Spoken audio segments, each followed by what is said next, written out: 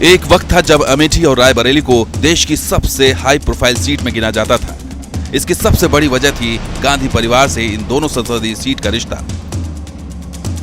पहली लिस्ट में यहां से कांग्रेस की ओर से कैंडिडेट डिक्लेयर हो जाते थे, क्योंकि ये गांधी परिवार की परंपरागत सीट थी। लेकिन 2024 के चुनाव में अभी तक इस सीट पर सस्पेंस बरकरार है। अमेठी और रायबरेली के कांग्रेसी कार्यकर्ताओं में ऊहापोह की स्थिति है। उन्हें भी कुछ समझ नहीं आ रहा कि इस सीट के लिए कांग्रेस में इतना सन्नाटा क्यों,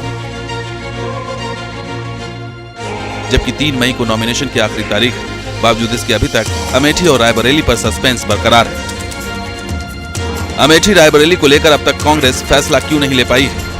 कांग्रेस नेतृत्व दोनों सीटों पर फैसला लेने में देरी क्यों कर रहा है? बीजेपी ने तो अमेठी से स्मृति ईरानी को मैदान में उतार दिया है। स्मृति ईरानी ने अमेठी में रोड शो करके अपनी ताकत भी दिखा दी है और नॉमिनेशन भी फाइल कर दिया है। रायबरेली सीट को लेकर सस्पेंस बीजेपी की तरफ से भी है। बीजेपी ने भी यहां अभी तक अपने पत्ते नहीं खोले हैं। कांग्रेस सेंट्रल इलेक्शन कमेटी ने कांग्रेस अध्यक्ष जी को पूरा अधिकार सौंपा है कि वो जल्द से जल्द अमेठी और रायबरेली के जो कांग्रेस पार्टी के उम्मीदवार हैं उसकी घोषणा करें। मेरा ये मानना है कि अगले 24 घंटे के अंदर कांग्रेस अध्यक्ष इसकी घोषणा करेंगे। रायबरेली और अमेठी सीट की बात करें तो 2004 में राहुल गांधी ने अमेठी से चुनाव लड़ा और वो जीते। 2009 में भी जीते।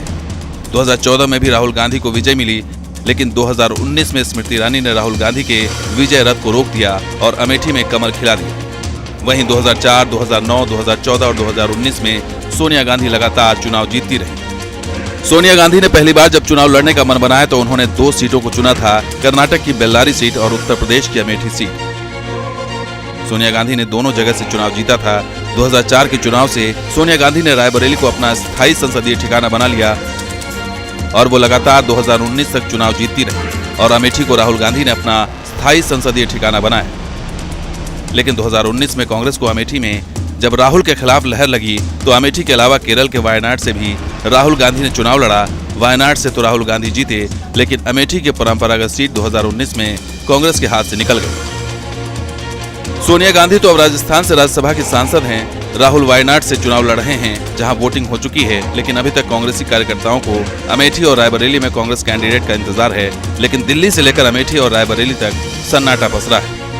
देखिए, गांधी परिवार बहुत लोकप्रिय पूरे देश में प्रचार कर रहा है। लाखों लोग उनकी मीटिंग्स में आ रहे हैं। अब ये फैसला जो कांग्रेस की केंद्रीय चुनाव समिति है वो करेगी। सर, खड़गे जी ने कहा था कि स्थानीय लोग ही कोई वहां से चुनाव लड़ेंगे, सरप्राइजिंग होगा उम्मीदवार। देखिए, वो जो है ना वो उन पे छोड़ दीजिए। सवाल यही है कि कौन लड़ेगा? क्या कोई स्थानीय कांग्रेस की परंपरागत सीट से चुनाव लड़ेगा? इस सवाल का जवाब फिलहाल किसी के पास नहीं है।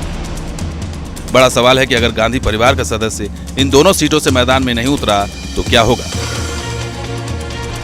वैसे अमेठी और रायबरेली की राह 2024 में कांग्रेस के लिए आसान नहीं है, क्योंकि 2022 के उत्तर प्रदेश विधानसभा चुनाव में पूरे प्रदेश की ही तरह अमेठी और रायबरेली में भी कांग्रेस के हाथ निराशा लगी थी। अमेठी और रायबरेली में एक भी विधायक कांग्रेस का नहीं है। ये अलग बात है कि यूपी में कांग्रेस और समाजवादी पार्टी का गठबंधन है। बावजूद इसके कांग्रेस अभी तक कैंडिडेट घोषित नहीं कर पाई है। इससे कांग्रेसी कार्यकर्ताओं में ऊहापोह की स्थिति बनी हुई है। Team news nation.